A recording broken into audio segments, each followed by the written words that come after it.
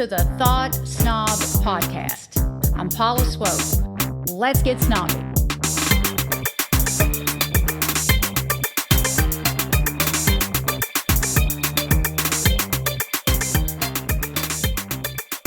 Very rarely do I check my messages on Facebook because most of them are spam. But for some reason, I saw a message from CJB Travels, and I was drawn to it and clicked on it.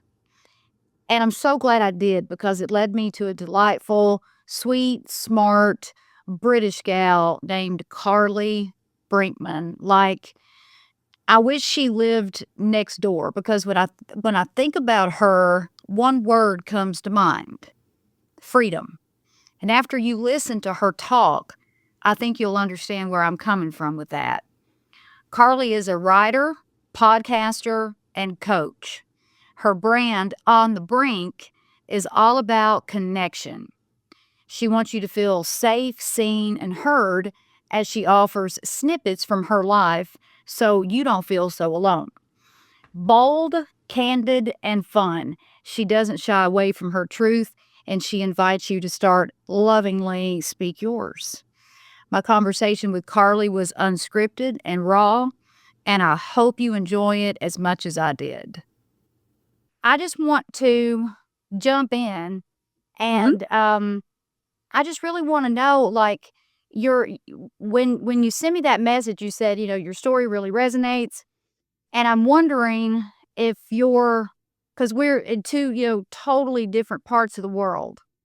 If it was your upbringing that is similar to mine, or which part of my story resonated. And I think that'd be a really good place to start because that will open up a door to a huge conversation. I feel like, I don't know about you, but whenever you read something, sometimes it's not even the actual story, it's the feeling that comes from what a person is saying. So they could have had a completely different upbringing to you, but the feelings and the emotions that you shared within your post that I read, your blog, it really resonated with me, with the feelings that I had deep inside.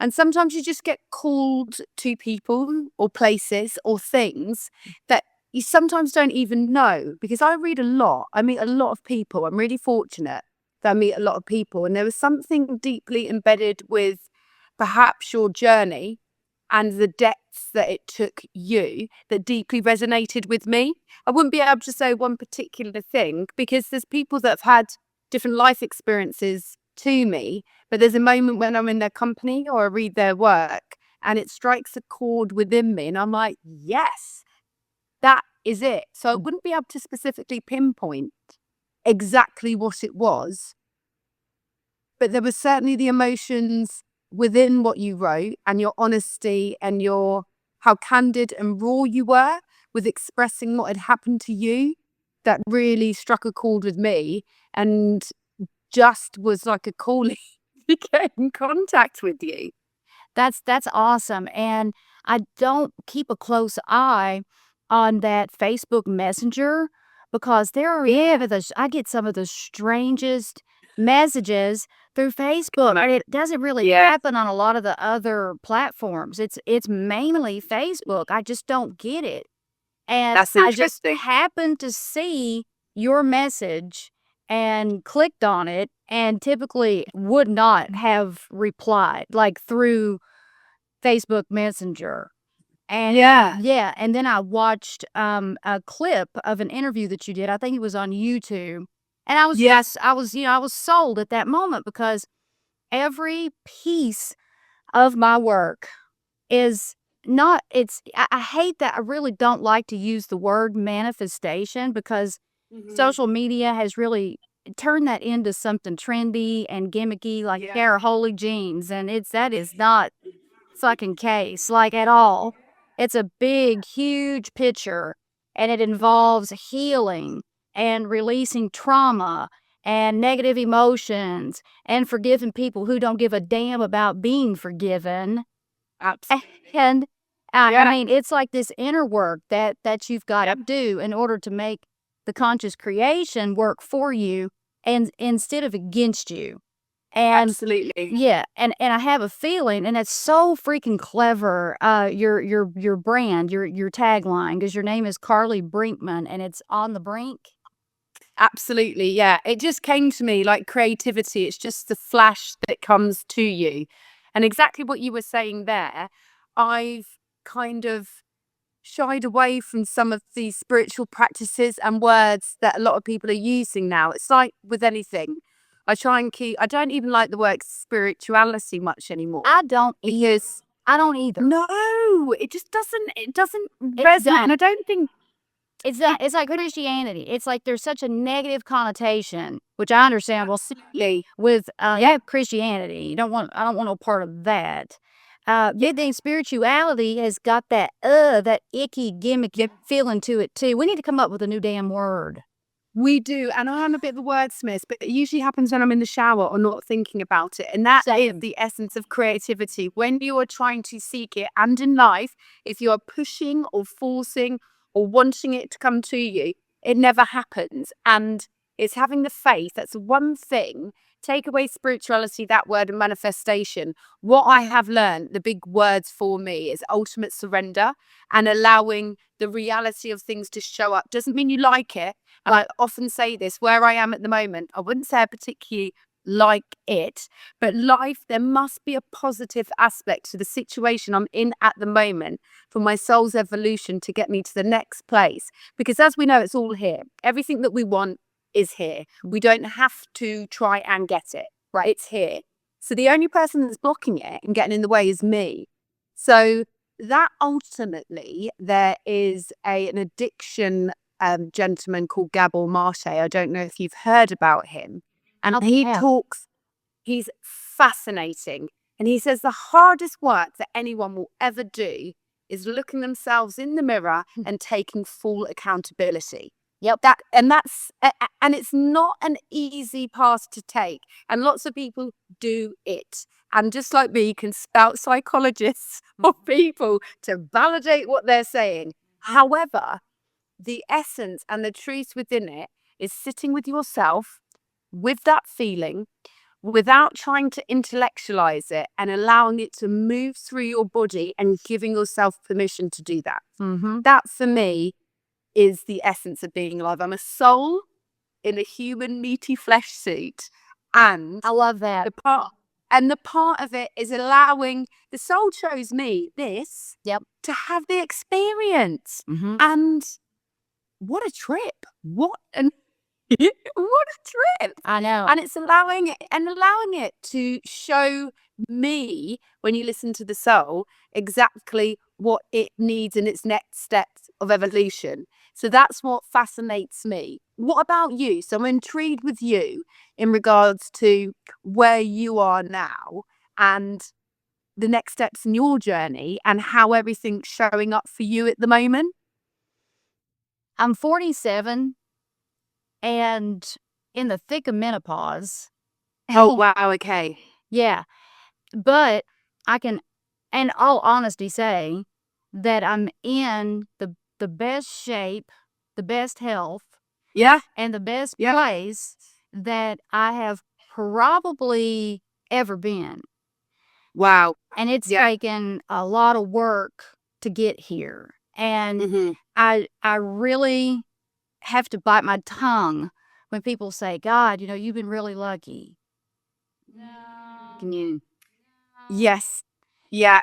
Any luck that has come my way, I have created it. And absolutely. Yes. And flashback to 20 years ago, the first 3 decades of my life were not good. And I couldn't understand why. Yes. Because I was brought up in a very close-minded, rural, poverty pocket type of place. And that's I got the majority of the state of Kentucky. It's just a backward state. Now Yeah. gotten better over the years, but when I was being brought up, I was born in 1976. Yeah. 70s, 80s, on through the 90s. Nobody talked about this. Nobody it was, I mean, if I mentioned anything out of the box, out of the norm, that I was just like hand smacked and shot down and whatever. It's just, I was not taught that I was a powerful person. I just wasn't. Yeah. And I was in my late 20s and was really sick of being miserable and never getting what I wanted. And I just could not understand why that was going on with me. When I would look around and see other people being happy and I had to look in the mirror. I had to look in the mirror. And Dr. Wayne Dyer came along. Yeah. And that's who opened my eyes. And he made more sense to me than anything ever had. Organized religion freaked me the hell out. It scared me to death. It made no sense to me. I didn't understand spirituality. I didn't understand any of it. I had never heard of the universal laws or the law of attraction, or I'd never heard the word manifestation. Nobody told us this. Nobody talked about mental health. Nobody freaking talked about it. And when I was introduced to him, my whole world changed. And I went down this path, and now I know. I didn't really understand what I was doing then, but it was just, it was self-discovery, and forgiveness was the absolute most difficult piece of it. And I made this big old list of everybody that I hated and, had done me wrong, which some of them had. But it ended up being me realizing, the more that I increased my emotional intelligence, which I went into it with 0, I was number 1 on that list. And if I could show my self-compassion and use empathy to forgive myself, I could rule the world. And I realized that about 3 or 4 years into my spiritual journey. And that realization took me far. And leading up into this point, I mean, I've just learned one lesson after another. And it was just like a snake shedding its skin. It was me letting go of things that made me miserable. And then I realized, well, shit, that's how you communicate with God. I mean, that's how you communicate with the universe. Geez, I mean, it's like you're putting it into a GPS system. You're telling the God, universe, what to do. And if you're saying yes, yes, yes to all this stuff that makes you miserable, then just more of that's going to come. And a big part of my journey was just learning those lessons and letting go of stuff that just didn't serve me anymore. And it's an ongoing thing. It's not like I did it and then I stopped. It's ongoing. Absolutely. Yeah. I think that's ultimately what it is. And it's that understanding that it's continuous. Because before, I got to a point when I started, because I had a lot of pain and trauma, as we all have different experiences of trauma growing up. Quite significant events happened before my mid-20s. And there is very similar to you. I was like, I don't understand. I'm a good person. I went to church school, freaked me out. Like, God's always watching you. I was like, what, in the shower? What a weirdo. That's he's a pervert as well. When you're young, you're just like, this this punitive, it's weird. Yeah. And the commandments. jealous. I just didn't understand it. Like, from that concept. Yeah, that you mentioned the commandments, I gotta share this with you. I in chapter 7 of my book, I absolutely just attacked that whole thing, and I wrote like a whole new set of commandments for people to consider, because I'll use when I was a kid, I got like there was this like crazy unrealistic fear of setting anything on top of the Bible. Like if you accidentally just, threw a magazine down or something and it landed on the Bible, then God was going to punish me for that, and I was told God is a jealous God. Well, I'm sorry. Yes. Jealous.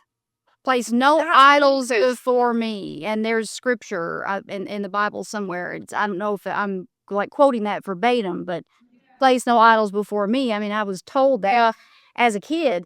And jealousy is evil, it's misdirected, and to me, an interchangeable term with hate. When I got to know who God really was, Yeah. I realized there's nothing hateful there. There's nothing there but love. That's it. Of course. So I didn't mean to interrupt you, but I had to get that too.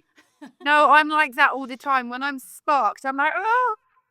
And it just comes, it's got to come through, because it's just with these conversations, it's really important. And just to say, we haven't got scripted anything here. We're just having a conversation now. And when you allow that and trust whatever needs to come up in the moment, I spoke about it before, then there's a real freedom and power. When you're with the right people and the right energy, it creates the space that you feel safe to really share.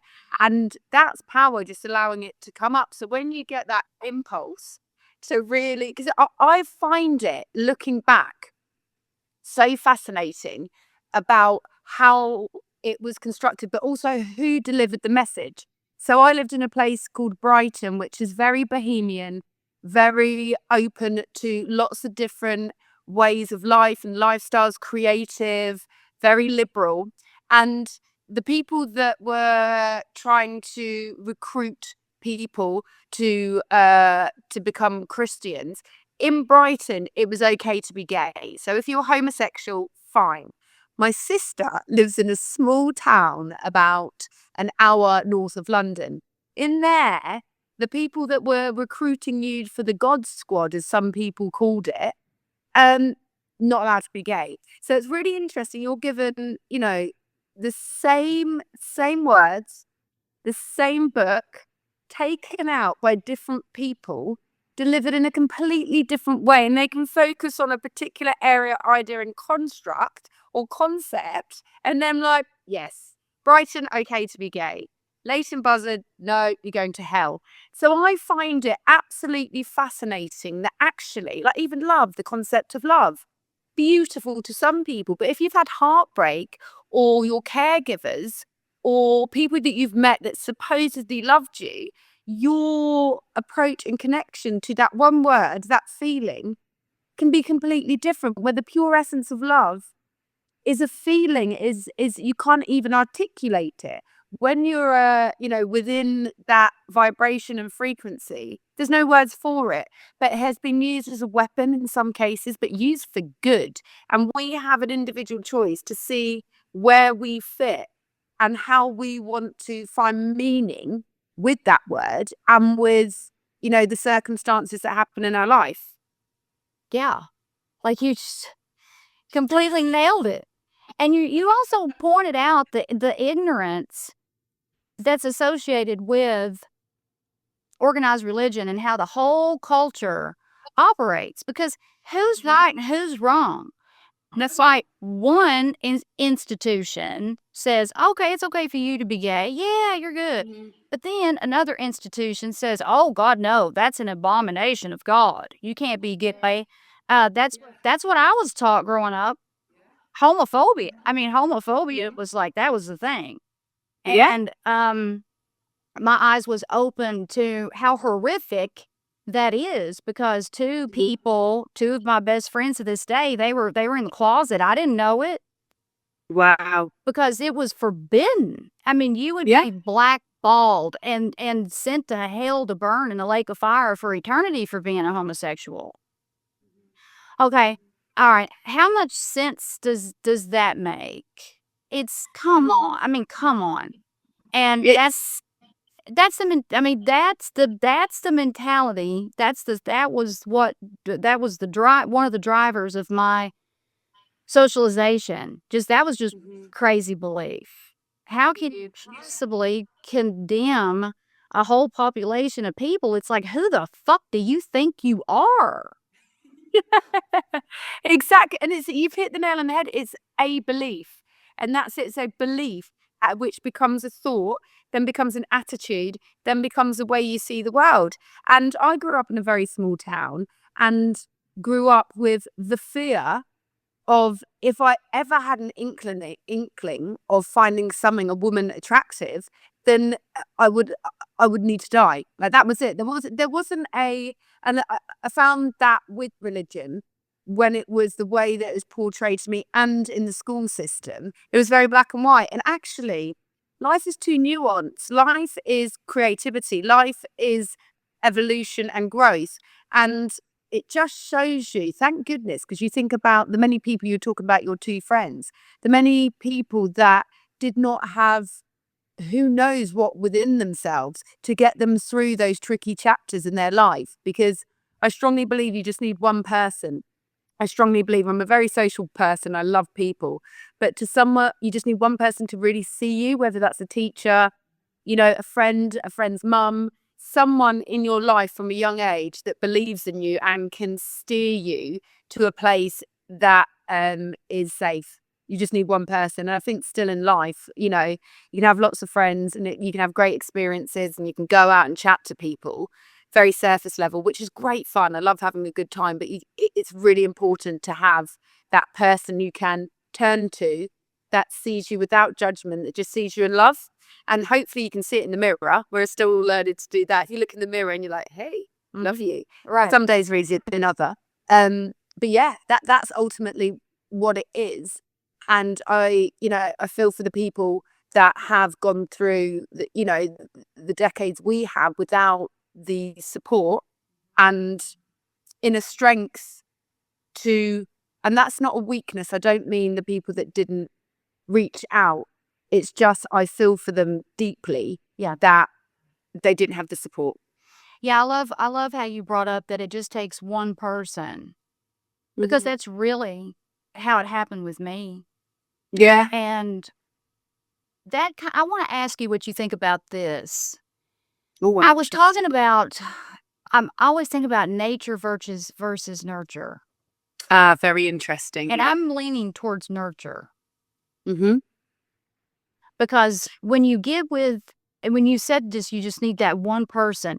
When you get with somebody who supports you and like almost gives you, I hate to use the word permission, but just they create, and metaphorically speaking, create an environment where you can be yourself, 100% yourself.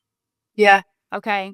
That doesn't always come along with nature, but with nurture, it's a game changer. Oh, yeah. It's a total game changer. And that's why I kind of lean toward nurture being stronger than nature. Mm-hmm. And, I mean, yeah. and like with I you, feel, yeah. I was just gonna say, with you, because I know at some point, and that's what I'm kind of leading into here, because I know at some point, you must have been on the brink of, I used to say I'm on the brink of disaster. I mean, I used to say that all the time. It was real dramatic. I'd be like, I've been put on this earth to be tormented. I mean, I used to say that. Just get drunk and tell everybody. I'd say I'm on the brink of disaster. And so at some point with you must have been like on the brink of something is what brought you to this place. Because most people, going back to nature, aren't really raised to take this path. I know some people are, but for the most part, it's really foreign. It's really foreign to most people. Yeah.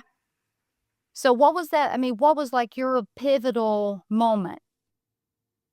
I feel like I've had a lot. So I grew up in an environment where my mum was pregnant with me and my dad was a football player, soccer player in the UK.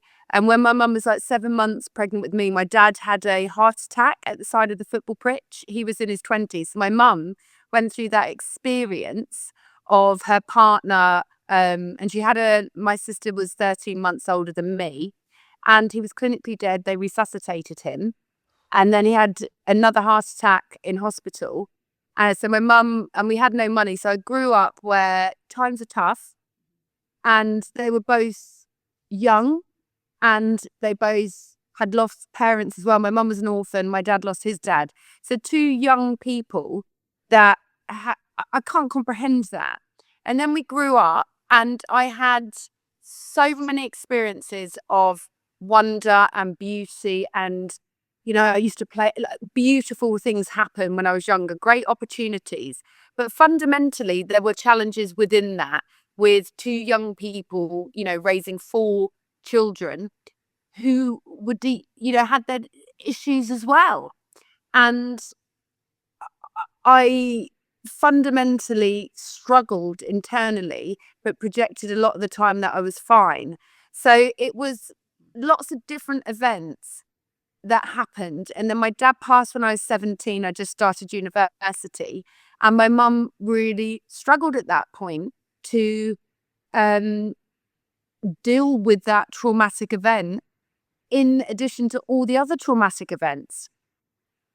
And I struggled, as you said, for many, many years. I didn't understand. I thought I'm a good person. Like, you refer back to religion. I'm a good person. I've gone to university. I've worked hard. I'm kind to people. What the fuck? I can't. And then seeing these awful people doing terrible, heinous things. And I didn't understand it. I really grew really disillusioned by realities or the principles that governed it. And I realized I'm quite an empathic person. And drinking really soothed the overwhelming emotions that I used to feel. So drink was a soother for me. And when I've reflected back of the coping mechanisms I had, and grown to learn about myself and be compassionate towards myself, is I realized my brain operates in a different way. Now, ADHD is a very big buzzword at the moment, but how I have found it useful to understand the processing system is that ADHD, nature, nurture again, a lot of people do have possibly the operating system of ADHD, but put in a family of different circumstances, that genetic coding is not triggered. However, a lot of people that would identify with that label are being in quite stressful situations, so it's triggered.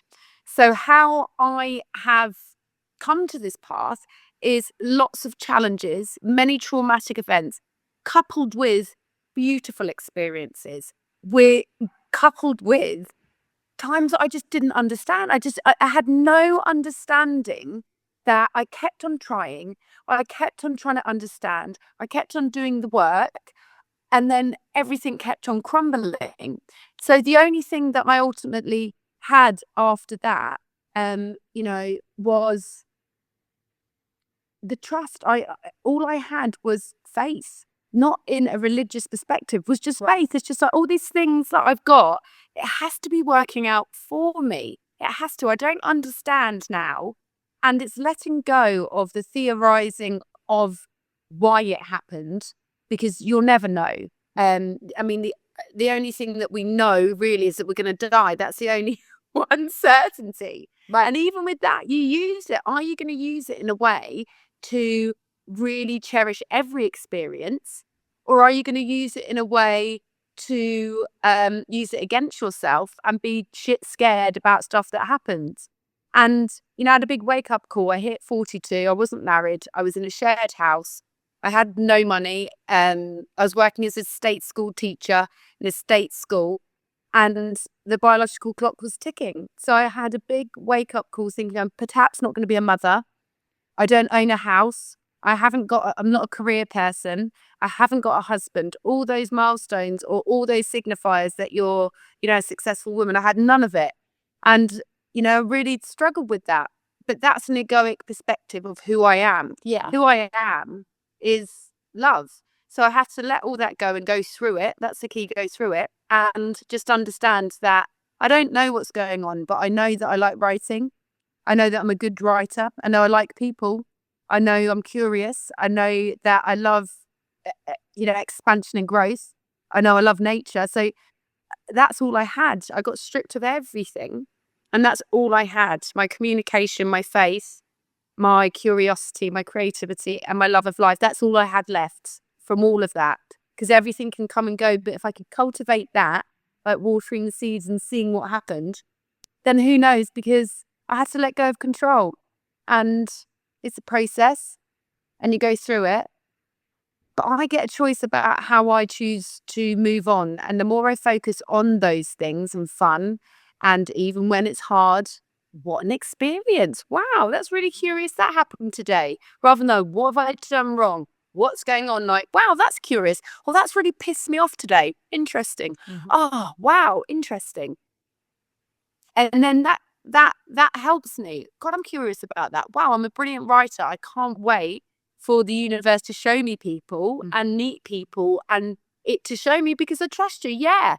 But now, like in retrospect, I've reached the depths.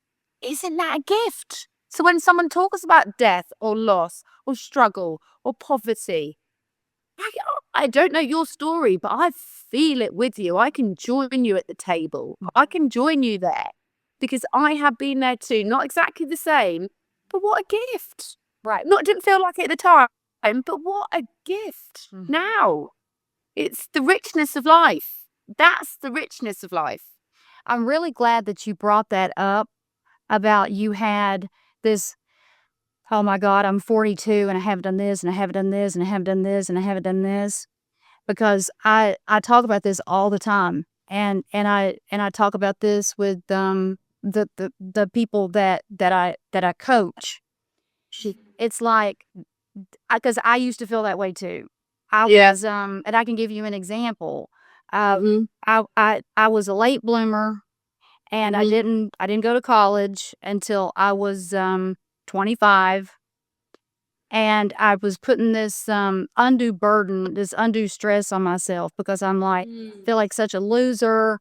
Everybody has a college degree by this age, and I'm just now getting started. I have got to graduate by the time I'm 30. Well, I didn't graduate by the time that I was 30. And I put a lot of pressure on myself with that. I actually graduated when I was 30, but by the time I was 32, I had a master's degree. Okay. Well, most people don't have their master's degree at 32. It usually takes them a bit longer. But it is an ego-based way of thinking, and society does it. It's because society says you need to do this by a certain age. You need to be married. You're a woman. You need to have a child. If you don't, there's something wrong with you. I never had any biological kids of my own. It wasn't something that I wanted to do, and I was always very unapologetic about that. Even though that was expected of me in the culture that I grew up, I was always just like, no, that's not for me. But it's that meaning that we make of things when really, success, there are so many different definitions Absolutely. of success. And it just varies person by person. And success could easily be defined as you're doing whatever you want to do. And then another thing too, anytime, like I didn't get married until a little later in life. I was 38 the first time I got married. And I never really put any pressure on myself about that. But I was protected. And what I've learned and what I know for absolute certainty is when something doesn't pan out the way that we want it to or during the time frame that we want it to pan out, we are absolutely being protected. If I would have married any of those, I'm just going to say people that I dated in my teenage years or my 20s or, oh dear God, I would have probably, I mean, right now it might be sitting at visitation at the jail. It's like, or worse, being in some place somewhere broke or I just, I was absolutely protected and I never was a match for those people. Never. I was never a match for any of them. And I'm just using the marriage thing as an example because it came later in life, but I was 1,000% protected and I just did not know that at the time. Instead, the meaning I made of it was, well, I'm not lovable. I'm not lovable. Yes. I'm not lovable. Yeah. And that came directly from my father. And so I attached that meaning to all the men that I was involved with. And what I didn't understand was, if I thought that, then that made it true in my relationships. I thought that I wasn't lovable. And so if I thought that, I didn't love myself. So how could anyone else? So yeah, it's a lot to unpack. And you do, going back to what you said earlier, was so brilliant, because it just takes that one person to help you unpack it. And That's it. that's it. That is it. Yeah. And yeah, that one, and thank you so much for sharing. And what's really important about what I like about chats like this is it's really important to show the process we've gone through to get here. Yeah. We're in a world of, Instagram quicks and posts and visuals of people there, which I love, because it's really important. I do feel like to visualize and know that it is possible. However, I think the long form conversations like this and showing people that we did go through a process, and it's absolutely fine to go through it, because from that there's learning from it. I was just saying, it's the authenticity about going through the process and having an idea of the ego, knowing the ego, understanding it, but you're having to go through it. And once you go through it, you get evidence and you have a change, because we're meant to be changing and growing all the time, and trusting however it shows up for you. And as I said before, I knew it was a construct of society, but I also knew that was still in me, and I had to go through the process to release anything. It's like anything, everything's energy, and it can never be destroyed, just transformed. And if we understand we're energetic beings and we have all of this in us, trauma, pain, other people's opinions, is working with people somatically, any way, tools that you can to release it, so you can just be pure positive light and love that we are. And it's a lifetime's work. Spoiler. Yeah, that was an absolutely beautiful statement, and I want to clap, but Will kill me if I make that kind of noise. And so, in our last 3 or 4 minutes here together, I want you to talk about your book that's coming out, because you're publishing your poetry book, right? Oh my goodness, I've got a couple of things in the mix. Thank you so much for asking. Plug it, talk about it, and I'm going to link all of your information to the episode. And if you tell me what date your book is launching, we'll try to launch this podcast around that date. Genius. Love your work. So basically, the poetry book is going to be self-published. It's about all the times I've been on the brink. So situations that have occurred, and I love to express myself. So it's just different styles of poetry about a lot of different situations in my life, where I had a boyfriend that cheated, where my body image that I allowed myself to eat a muffin, where I was a bit like, really angry at the world, wrote there. So it's like a long list of flowing poems together. The other creative pursuit at the moment is a children's novel. And I'm going to say something, and us English don't like to do this, but it's bloody brilliant. And I can say it's brilliant because we don't like to say that, the British. We're like, yes, it's fine. Yes, everything's fine. This book is amazing. And I can say that because it's not mine. And everyone's like, what are you talking about, Carly? I get the ideas. I'm a scribe. The energy of the book came through me. And when I wrote, this little girl's view of the world came through me. It's about a little girl called Ruth Claire Ambrose and her view of the world, and covers beautiful issues like friendship and losing a pet, and some challenges with her mum and dad, and complex things in a really beautiful, light, funny way that the reader, and maybe the grown-ups who read it to their 10-year-old children, get transported to a place of innocence, of absolute joy, of reflection. And it's been a joy to write it. So I'm really, really excited. With the poetry book, I'm self-publishing.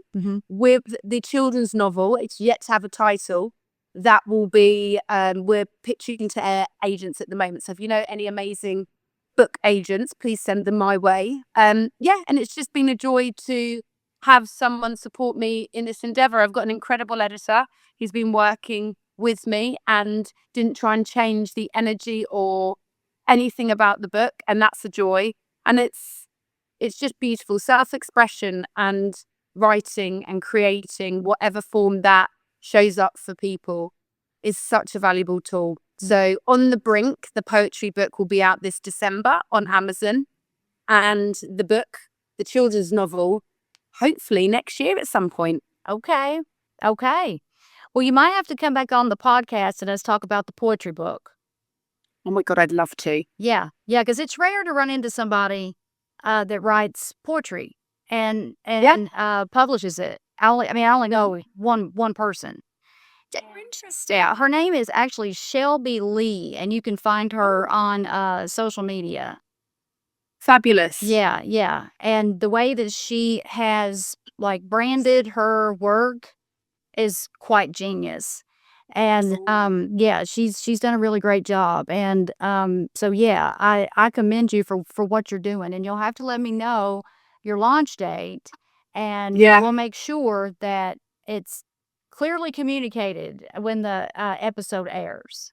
Oh my God, that's fabulous. I really do appreciate that. I really do. Yeah, of course. I'm a self-published author too. Hey, I know what's about it.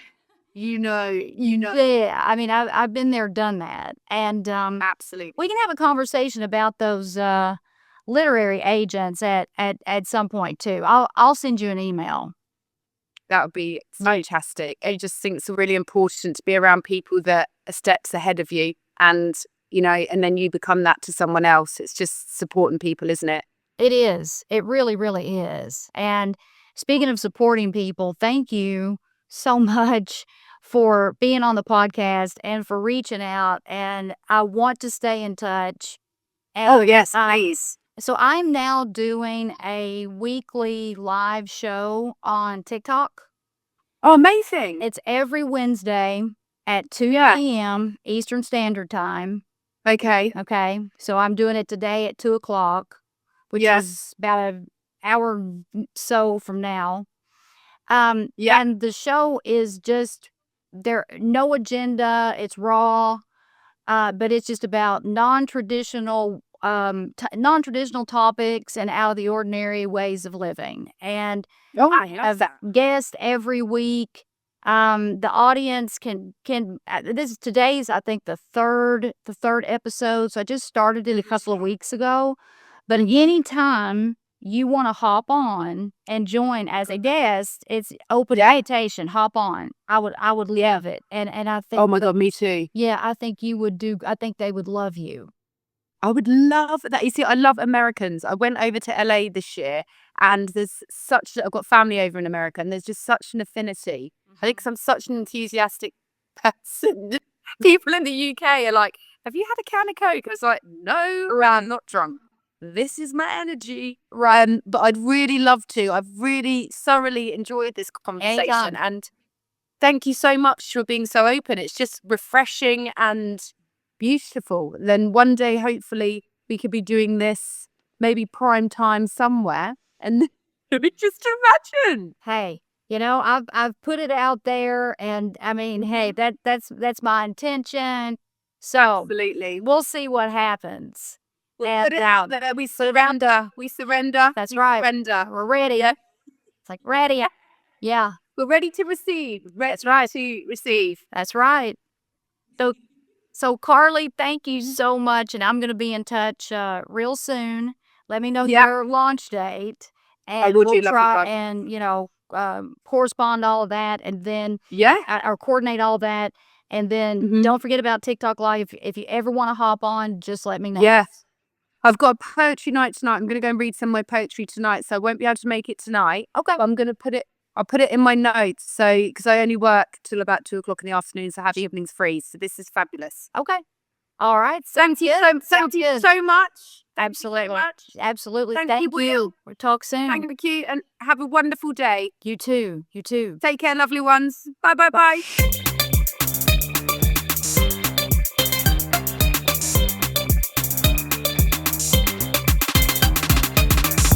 Thought Snob podcast with Paula Swope has been brought to you by Thought Snob Media in association with Special Purpose Studios. All production, mixing, and sound engineering by me, Will Swope.